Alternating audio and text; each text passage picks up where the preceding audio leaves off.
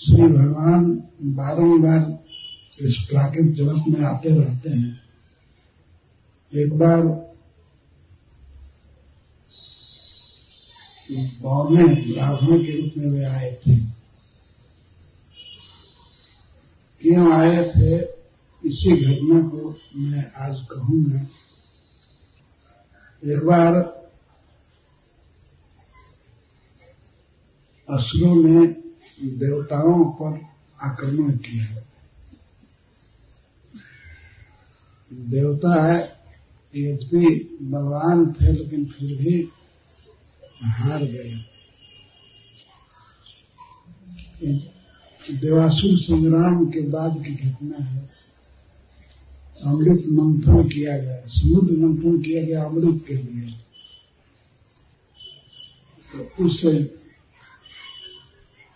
अमृत मंथन के बाद देवताओं को अमृत मिला, दैत्यों को नहीं मिला। वे इससे बहुत चिढ़ गए और युद्ध करने लगे देवताओं के साथ। भगवान भी उस युद्ध में भाग लिए। उन्होंने बहुत से दैत्यों को मारा। माली, सुमाली, कालिनी, इनको तो भगवान ने मारा और बहुत से असुर। और देवराज इंद्र मारे जम्भ को, बलि, पाक, इलवल को, और अंत में उन्होंने मंची को मारा।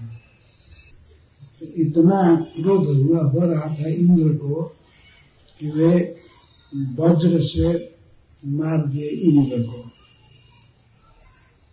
नहीं, इंद्र मार दिए बलि महाराज को अच्छे क्रोध से। बलि महाराज अपनी मारने योग्य नहीं थे, लेकिन फिर भी चूंकि प्रतिपक्ष में थे तो इसीलिए इंद्र ने वध कर दिया। बलि महाराज का वध कर दिया। बलि महाराज के शव को लेकर के दैत्य लोग पहुंचे गुरु शुक्राचार्य के पास।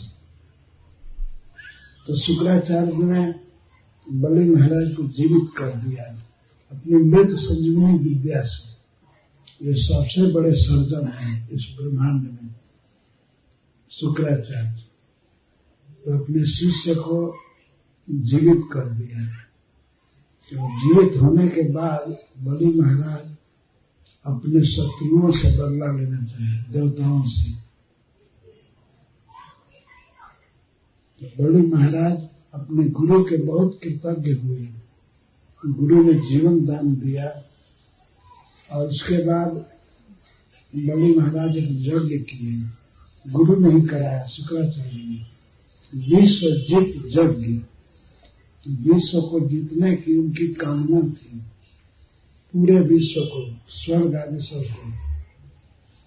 तो गुरु की कृपा से उस यज्ञ में उनको सफलता मिली। यज्ञ से घोड़े निकले, रथ निकला, तरकस निकले और बहुत से आयुध निकले। उसको लेकर के बलि महाराज दैत्यों की सेना के साथ रथ पर सवार हुए और सीधे अमरावती पर आक्रमण किए। स्वर्ग की राजधानी अमरावती पर गए। अपना शंख वादन किए। उस शंख की आवाज को सुनकर देवता सब कांप गए। और वे निकले तो देखे कि जैसे सूर्य भगवान उदित होते हैं उदयाचल पर, वैसे बलि महाराज बहुत सुंदर लग रहे थे सोने के रथ पर, बहुत तेजस्वी। तो भगवान इंद्र ने पूछा अपने गुरु महाराज से, बृहस्पति जी से, गुरु जी इस समय बलि का इतना तेज क्यों बढ़ा हुआ है, क्या कारण? तो गुरु ने कहा, बृहस्पति जी ने कहा, ऐसी बात है कि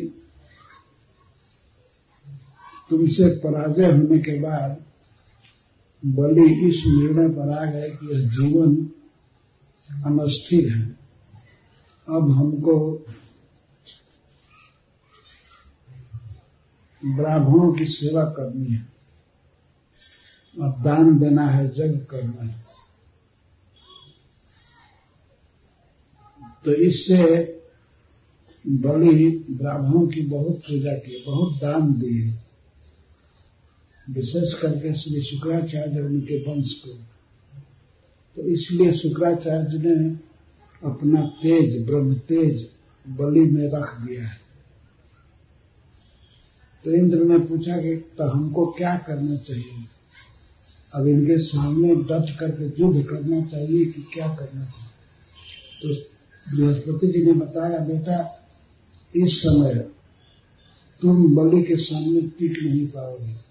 जैसे काल के सामने प्राणियों की मृत्यु होती ही है, मर जाते हैं, ऐसे बलि से कोई भी युद्ध करेगा वो निश्चित हार जाएगा। इसलिए बहादुरी इसी में है, बुद्धिमानी इसी में है कि तुम लोग अपनी राजधानी को छोड़ करके भाग जाओ। तो सभी देवता अमरावती को छोड़कर, स्वर्ग को छोड़कर भाग गए, बिना युद्ध के सब कुछ समर्पण करके भाग गए। बहुत काल बीत गया, सारे विश्व पर असुरों का राज्य हो गया। एक समय की बात है, देवताओं के पिता और दैत्यों के पिताजी कश्यप जी जो समाधि में थे, समाधि से उठे और अदिति के आश्रम पर आए। अदिति उनकी मुख्य पत्नी थी और भी बहुत सी पत्नियां थी। कश्यप जी के ही संतान हैं देवता और दानव। जो माता अदिति से जन्म लिए वे आदित्य कहे जाते हैं, और दिति से जिनका जन्म हुआ उनकी वंश परंपरा चले, उन सबको दैत्य कहते हैं। तो ये हमेशा से परपेचुअल कलह चलता है आदित्यों में और दैत्यों में, हमेशा युद्ध होता रहता है।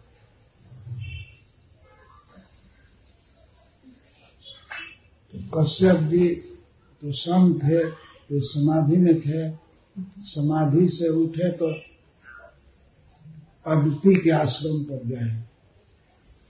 उनकी बहुत पत्नियां थी, लेकिन वे समाधि से उठे तो गए अदिति के आश्रम में। आश्रम बिल्कुल फीका दिख रहा,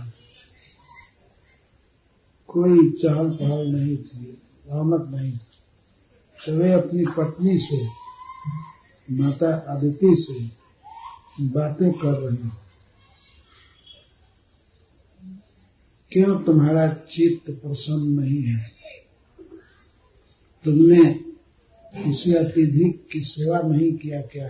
कोई अतिथि बिना सत्कार पाए लौट गया क्या? या तुमने अग्नि में हवन नहीं किया है? कोई सन्यासी आया था, उसका सत्कार नहीं किया, किसी भिक्षुक को उसकी इच्छा के अनुसार दान नहीं दिया क्या? बहुत प्रकार से प्रश्न किए। तुम क्यों उदास हो? इस प्रकार से पति अपनी पत्नी से पूछता है, तुम्हारी उदासी का कारण क्या है? तो माता अदिति ने कहा, सब ठीक है, ब्राह्मणों का कुशल है, धर्म ठीक से आचरण हो रहा है, और हमने हवन भी ठीक से किया है, किसी अतिथि या भिक्षु का अपमान भी नहीं हुआ है, सब ठीक है। लेकिन आप तो समाधि में थे, इधर दैत्यों का आक्रमण हुआ, हमारे पुत्रों की बहुत दुर्दशा है, हमारे इंद्र आदि सभी पुत्र बहुत दुखी हैं। मैं आपके शरण में हूं, मैं चाहती हूं कि मेरे पुत्रों को राज मिलना चाहिए, आदित्यों को राज मिलना चाहिए।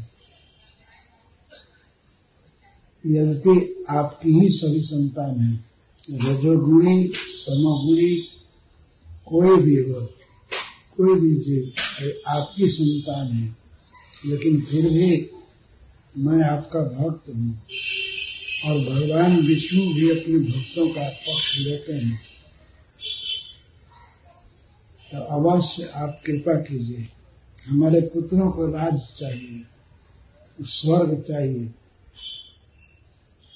हमारे पुत्र आज दीन दशा में हो गए, मारे मारे फिर रहे हैं।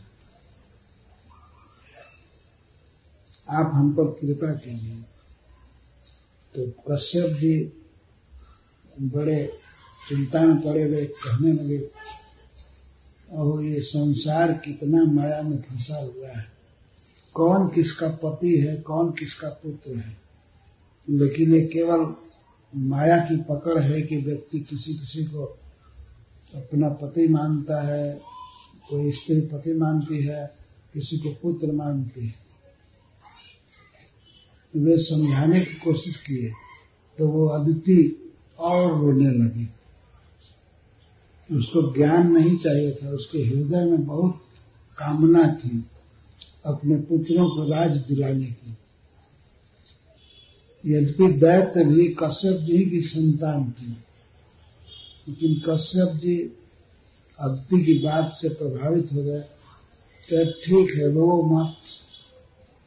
हमने एक बार ब्रह्मा जी से प्रश्न किया था कि भगवान कैसे प्रसन्न होंगे और प्रसन्न होकर के कैसे ऐश्वर्य देंगे, सुख देंगे। तो ब्रह्मा जी ने उत्तर दिया था कि 12 दिन में एक व्रत किया जाता है जिसका नाम है पयोव्रत। दूध पी करके व्रत किया जाता है।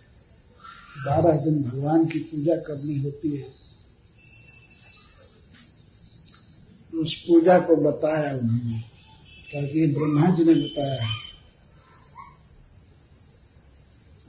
अमावस्या के दिन, फाल्गुन अमावस्या को यदि नदी मिले, कोई स्रोत मिले, तो उसमें स्नान करना चाहिए। और बाराह की मिट्टी जो उसके खुर से खोदी गई है, उस मिट्टी को लगा करके स्नान करना चाहिए। स्रोत में बहते हुए जल में, इसके बाद पूजा करनी चाहिए। बहुत प्रकार से उन्होंने बताया। भगवान की स्तुति के लिए 6 श्लोक बताए कि तुम ऐसे भगवान की स्तुति करना, भगवान प्रसन्न हो जाएंगे। भगवान की भक्ति अमोघ होती है, व्यर्थ नहीं जाती है। और तुमको यही कामना है कि पुत्रों को राज मिले, तो ठीक है, भगवान को प्रसन्न करो। उनकी कृपा से तुमको सब कुछ मिल जाएगा। तो अपने पति की बात पर पूर्ण विश्वास करके अदिति ने 12 दिन का पयोव्रत किया। बहुत श्रद्धा के साथ, एकाग्र बुद्धि से। 12 दिन बहुत कम होता है, लेकिन केवल 12 दिन के व्रत से भगवान प्रसन्न हो गए।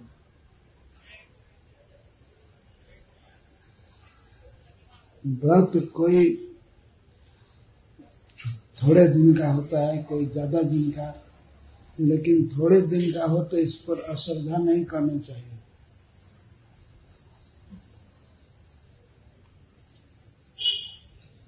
महाराज परीक्षित तो केवल 7 दिन भागवत सुन करके वैकुंठ चले गए। तो 12 दिन माता अदिति ने व्रत किया, भगवान की पूजा किया। ध्यान किया, उसको भगवान मिल गए। 12 दिन का व्रत करने से भगवान का दर्शन हुआ, भगवान उसके सामने प्रकट हुए,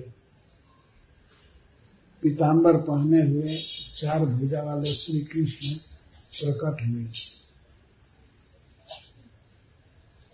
और प्रकट होने पर श्री भगवान ने कहा, माता जी हमको सब पता है कि आपके हृदय में क्या कामना है। आप चाहते हैं कि आपके पुत्रों को राज्य मिले और दैत्य लोग मारे जाएं और दैत्यों की पत्नियां केस खोल करके रोए। आप यही चाहती हैं ना? आप चाहती हैं आपके पुत्र वैकुंठ में विहार, स्वर्ग में विहार करें, लेकिन एक बात है कि इस समय दैत्यों को पराजित नहीं किया जा सकता, किसी की शक्ति नहीं है उनको परास्त करने की, क्योंकि ब्राह्मणों का बल उनके साथ है। शुक्राचार्य आदि ब्राह्मण की वे बहुत सेवा किए हैं। जो ब्राह्मणों की सेवा करता है, धर्म करता है, मैं उसके साथ विरोध नहीं कर सकता। और इधर आपने मेरी भक्ति किया है तो मैं प्रसन्न हूं, भक्ति का फल मिलेगा, मैं आपकी इच्छा पूरी करूंगा, लेकिन दैत्यों से कोई झगड़ा और युद्ध नहीं करूंगा। तो वही भिखमंगी करूंगा, कहने का आशय वही है, भीख मांगूंगा।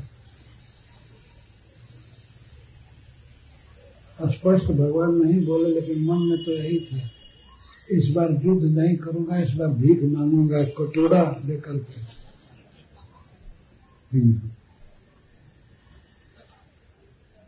साफ भगवान ने कहा कि उनको युद्ध में परास्त नहीं किया जा सकता, उनके साथ झगड़ा ठीक नहीं है, और ब्राह्मणों के जो भक्त हैं उनके साथ मैं कैसे झगड़ा कर सकता।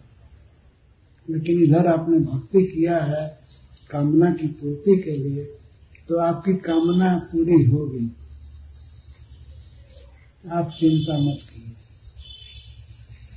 आप अपने पति की मन से, कर्म से और वचन से सेवा कीजिए, सब तरह से पति को प्रसन्न कीजिए। ऐसी भावना कीजिए कि आपके पति के रूप में मैं हूं, पति के हृदय में मैं हूं। पति की सेवा करेंगे तो मैं आपका पुत्र बनूंगा। लेकिन माता जी एक बात, ये रहस्य किसी को पता नहीं चले कि मैं आपका पुत्र बना। कोई पूछे भी तो बताइएगा नहीं, अपने पति को भी नहीं। लेकिन जब भगवान आए माता अदिति के गर्भ में, तो उसके पहले ही कश्यप जी जान गए कि भगवान इसके गर्भ में आए।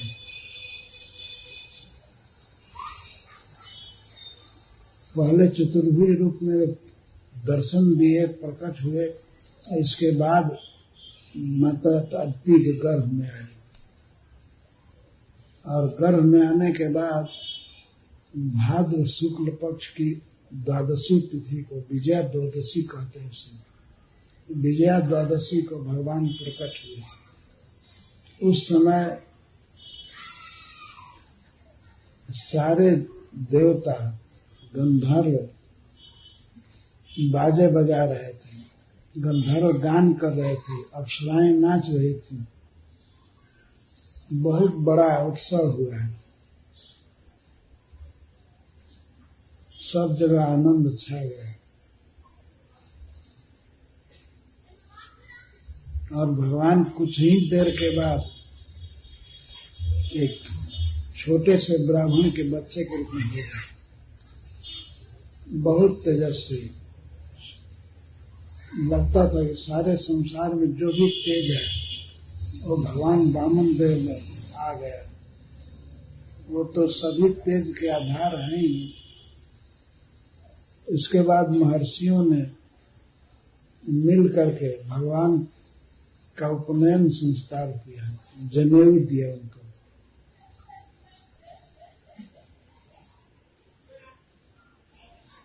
बृहस्पति जी ने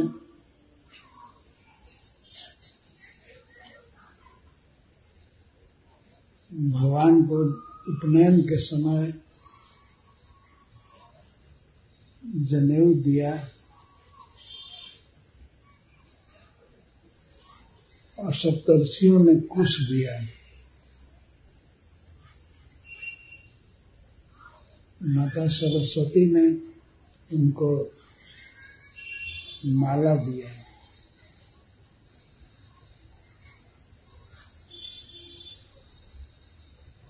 और पृथ्वी ने दंड दिया, डंडा दिया।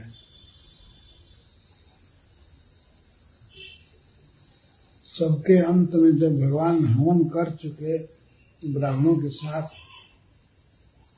तब भिक्षा मांगने के लिए माता कुबेर जी ने भिक्षा पात्र दिया और भिक्षा दिया माता अंबिका ने, माता पार्वती ने दिया भिक्षा, अनाज दिया। और उसी यज्ञ में भगवान ने सुना, हवन करते समय सुना कि बलि महाराज एक राजा हैं, बहुत बड़े राजा, वे यज्ञ कर रहे हैं।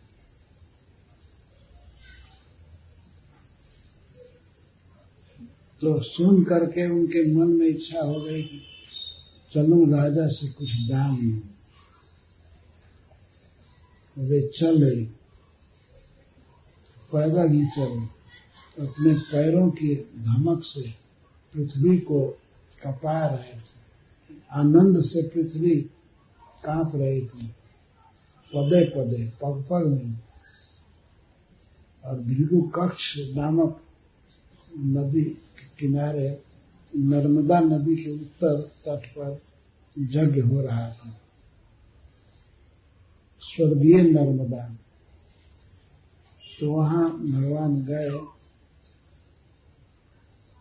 तो उनको देखते ही सबसे पहले शुक्राचार्य आदि जो ब्राह्मण थे वे सब खड़े हो गए और सोचने लगे कि कौन आ रहे हैं, क्या सूर्य देव है, इतना प्रकाश है, या सनत कुमार है, कौन आ रहे हैं। बाद में उन्होंने देखा कि एक ब्राह्मण बालक आ रहे हैं। तो सब खड़े हो गए, जजमान भी खड़े हो गए। बलि महाराज भगवान के लिए सबसे श्रेष्ठ आसन लाए, सोने का आसन, उस पर बैठे भगवान। इसके बाद बलि महाराज उनसे आग्रह करने लगे कि आप हमारे यहाँ आए हैं, निश्चित आज हमारा कुल पवित्र हो गया है, हमारा वंश धन्य धन्य है कि आप इस यज्ञ में आए। लेकिन हे ब्राह्मण, मैं ऐसा जानता हूं कि आप कुछ मांगने के लिए आए हैं, तो अवश्य आपकी जो भी इच्छा हो आप मांगिए, खोल करके, लज्जा मत कीजिए। जो भी चाहिए, जितना धन चाहिए और हाथी घोड़ा आदि सब कुछ, अच्छा मकान,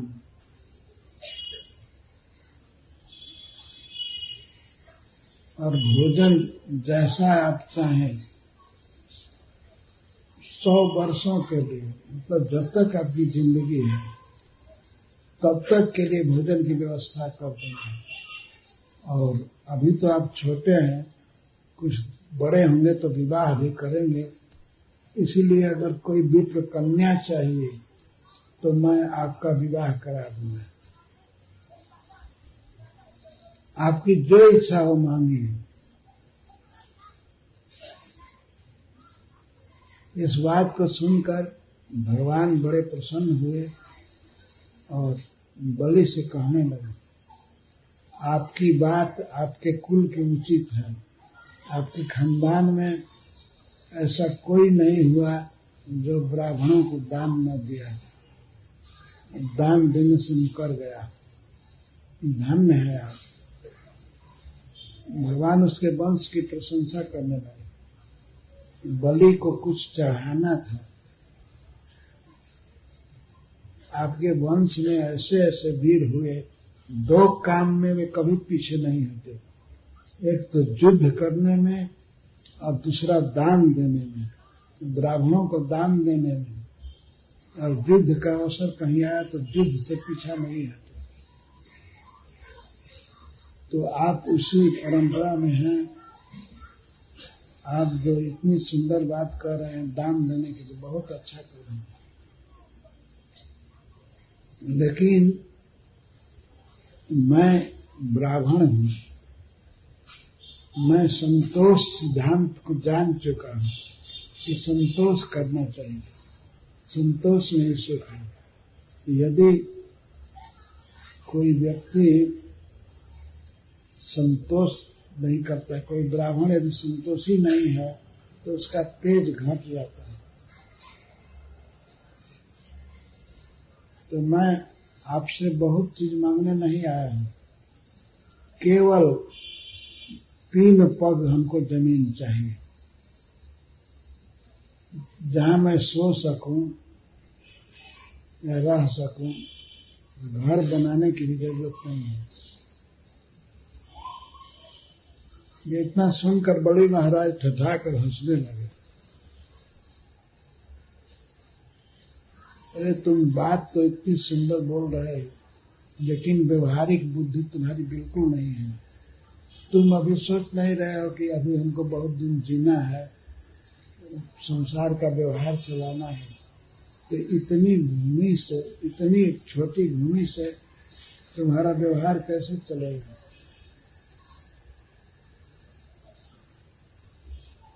तुम बच्चे हो और तुम्हारी बचकानी बुद्धि है। तुम किसके सामने मांग रहे हो ये नहीं सोचते।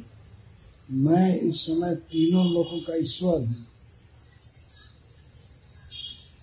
मैं विश्वेश्वर हूं। तुमको द्वीप दे सकता हूं, महादेश दे सकता हूं। ये 3 पग भूमि मांग करके मेरी बेइज्जती कर रहे हो। हमारे पास आने के बाद तुम्हारे लिए मांगना उचित नहीं होगा। कहीं किसी के यहाँ नहीं मांगना चाहिए। जब हमारे पास आ गए तो तुम्हारी इच्छा पूरी होनी चाहिए। तो तुम 3 पग के बदले और मांगो।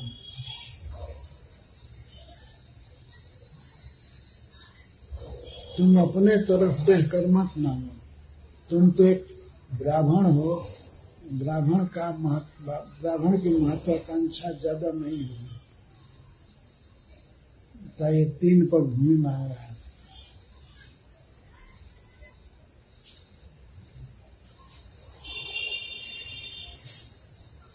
तब भगवान ने संतोष की महिमा गाया। संतोष से ब्राह्मण का तेज बढ़ता है। महाराज, मैं जानता हूं कि आप विश्व के स्वामी हैं, लेकिन मैं संतोषी ब्राह्मण हूं।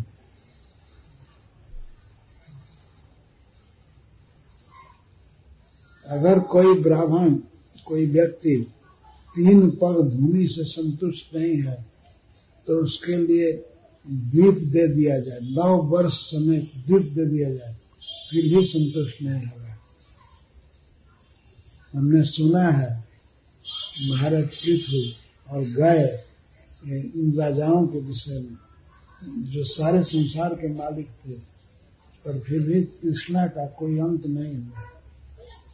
अर्थ और काम की तृष्णा रह ही गई।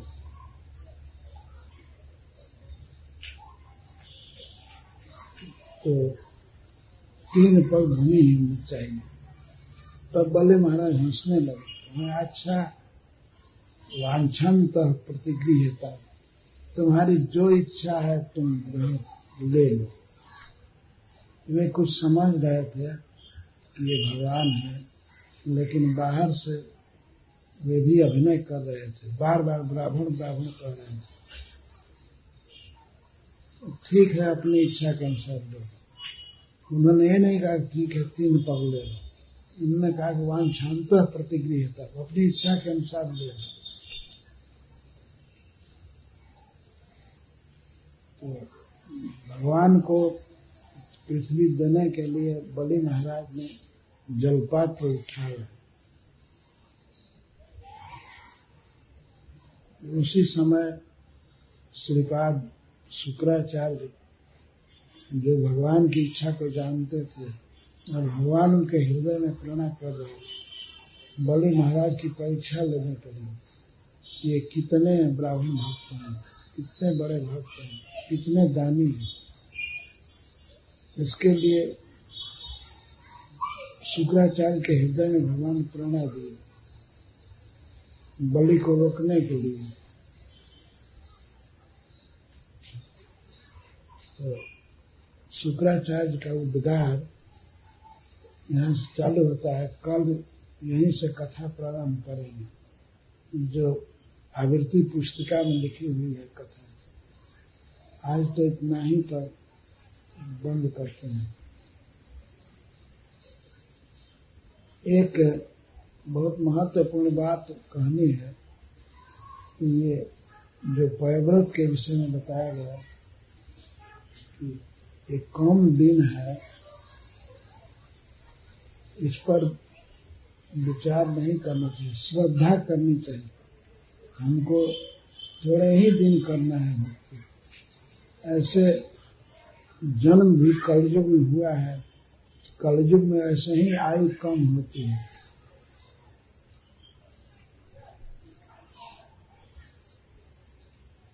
परंतु कम होने से कलयुग की महिमा नहीं नष्ट हुई। एक बार की बात है, श्री भगवान वेदव्यास देव बद्रिकाश्रम में गंगा जी में स्नान कर रहे थे। कुछ मुनि लोग आए थे उनके पास, उनसे कुछ पूछने के लिए। ये लोग जुटे थे तट पर, तो भगवान वेदव्यास देव स्नान कर रहे थे। स्नान करते समय वे 3 डुबकी लगाए। डुबकी लगाए और ऊपर जब आए तो वे बोले, धन्य कलि, कलिजुग धन्य है। दूसरी डुबकी के बाद बोले, शूद्र धन्य है। और तीसरी बार बोले, जोशित धन्य, धन्य तदा, स्त्रियां धन्य हैं। तो 3 बातें बोले, कलिजुग धन्य है, स्त्रियां धन्य हैं और शूद्र धन्य है। तो मुनियों को बड़ा जिज्ञासा हुई, ये 3 वाक्य बोले और वैसे समय में बोले जब उनका चित्त बिल्कुल शांत था, गंगा में बोल रहे थे। तो ऋषियों की जिज्ञासा और बढ़ गई। वे लोग रुके रहे और इसी की व्याख्या करने को कही। भगवान वेदव्यास देव से सब ऋषि मुनि पूछे कि हम तो आए थे और चीज पूछने के लिए, लेकिन आपकी बात सुन करके हमारी भिन्न जिज्ञासा हुई। आपने कहा कि कलयुग धन्य है, तो कैसे इसकी व्याख्या कीजिए। तब भगवान वेदव्यास देव ने कहा, देखो 4 युग है, कृत युग, सत्य युग, त्रेता, द्वापर और कली।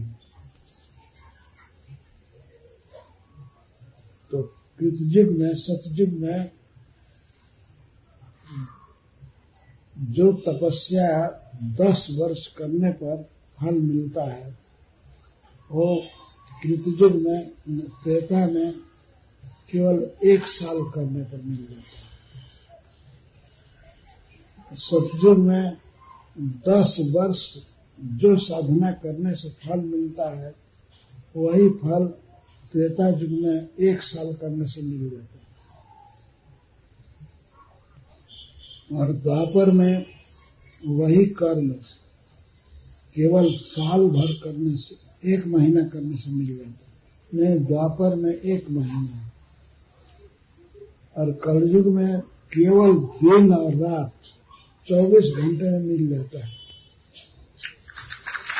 जो तपस्या सतयुग में 10 वर्ष करनी होती है, अगर वो तपस्या कलयुग में केवल 24 घंटा कर दिया है, 1 दिन और 1 रात, तो फल मिल जाता है। ये विशेषता है कलयुग की। इसीलिए मैं कहा कि कली धन्य, कलयुग धन्य है। त्रेता युग में, सतयुग में जन्म लेने वाले लोग ये कामना करते हैं कि हे भगवान, हमारा कलयुग में जन्म होना चाहिए, क्योंकि कलयुग में बहुत आसानी से आपकी प्राप्ति हो जाती है।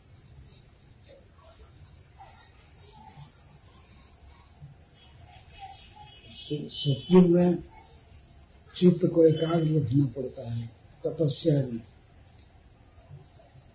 ध्यान, यही धर्म है। सतयुग का धर्म है ध्यान, और त्रेता युग का धर्म है यज्ञ, और द्वापर का धर्म है पूजा मंदिर में, और कलयुग का परम धर्म है केवल भगवान के नाम का उच्चारण, कीर्तन। तो कीर्तन करना कितना आसान है। रामायण में लिखा गया है, कलयुग सम युग आन नहीं, जोलर कर विश्वास, गाय राम गुणगण विमला, भोतर बिन ही प्रयास। यदि कोई विश्वास करे, कलयुग के समान कोई दूसरा युग नहीं, केवल भगवान का कीर्तन करके व्यक्ति वैकुंठ पा सकता है। इतना कम परिश्रम, कितना कम टाइम लगता है, 24 घंटा में पा सकता है व्यक्ति। जो सिद्धि सतयुग में 10 वर्ष साधना करने को मिलती है, वही केवल 24 घंटा करे तो फल मिल जाएगा। शूद्र क्यों धन्य है, फिर पूछा उन्होंने। 4 वर्ण हैं, ब्राह्मण, क्षत्रिय, वैश्य और शूद्र। तो ऋषियों को जिज्ञासा हुई कि आपने शूद्र को क्यों श्रेष्ठ कहा। तो भगवान व्यास देव कहते हैं, द्विजातियों को, ब्राह्मण, क्षत्रिय, वैश्य को धर्म के अनुसार पहले वेदों का अध्ययन करना होता है, और अध्ययन कैसे पूर्ण ब्रह्मचर्य का पालन करके, और तब वेद का अध्ययन करना पड़ता है, तब उनको सिद्धि मिलती है। और शूद्र को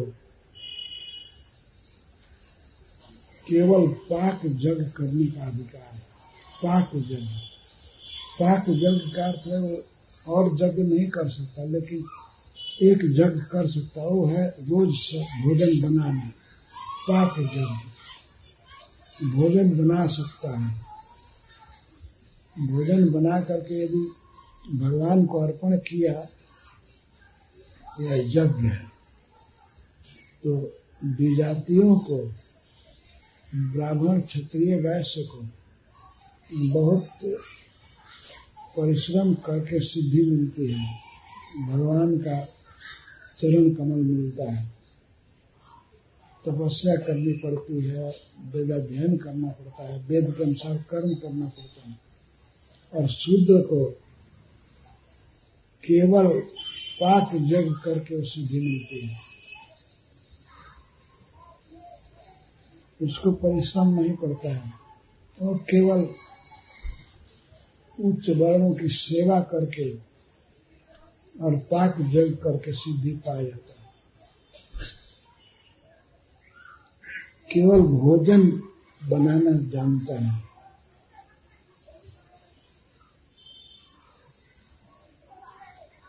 तो पाक यज्ञ तो सबके घर में होता ही। तो पाक यज्ञ से ब्राह्मणों का, क्षत्रियों का, वैश्यों का कल्याण नहीं होता है, लेकिन शूद्र का कल्याण हो जाता है।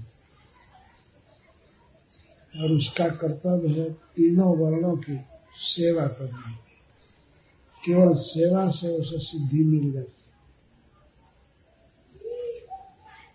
स्त्रियां क्यों धन्य हैं?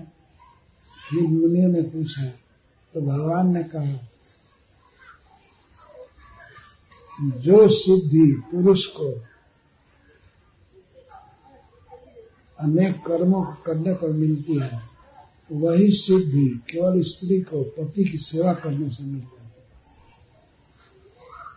है। वो मन से, वचन से, शरीर से केवल पति का हित चाहे, पति की सेवा करे, तो उसको वो सब फल मिल जाएगा जो पुरुषों को बड़ी कठिनाई से मिलता है। ये सब मुनि संतुष्ट हो गए। तो भगवान व्यास देव ने इसका उत्तर दिया, समझाया। स्त्रियों के लिए यही धर्म है, अपने पति की सेवा करना, वचन से, काय से और मन से। वचन बहुत मीठा बोलना चाहिए और भगवान की भक्ति करनी चाहिए। मन से हमेशा सोचा करे पत्नी कि पति का कैसे हित होगा, पति का कैसे कल्याण होगा, उनको कैसे आराम मिलेगा। केवल मन से सोचने से उसको धर्म का फल मिल जाएगा, यही उन्होंने बताया। तो ये पयोव्रत देखने में छोटा व्रत लग रहा है, लेकिन इसके लिए कश्यप जी कहे हैं कि यही सर्व व्रत है। यदि कोई इस व्रत को किया तो सारा व्रत कर चुका है, क्योंकि इसमें भगवान की पूजा है, स्तुति है और भगवान का प्रसाद खाना। इसी व्रत को 12 दिन करने के कारण भगवान वामन देव माता अदिति के पुत्र बने। ये साधारण व्रत नहीं है। स्वयं भगवान भी प्रसन्न हो गए इस व्रत से। कोई व्यक्ति यदि धन चाहता है, ऐश्वर्य चाहता है, सुख चाहता है, तो भगवान की पूजा अवश्य करनी चाहिए। भगवान की पूजा में सब शक्ति है, और विशेष करके उनका नाम कीर्तन।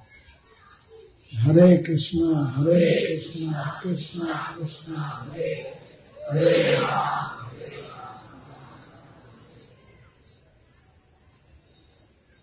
इसी नाम संकीर्तन से, पूजा से भगवान का अवतार तक हो गया।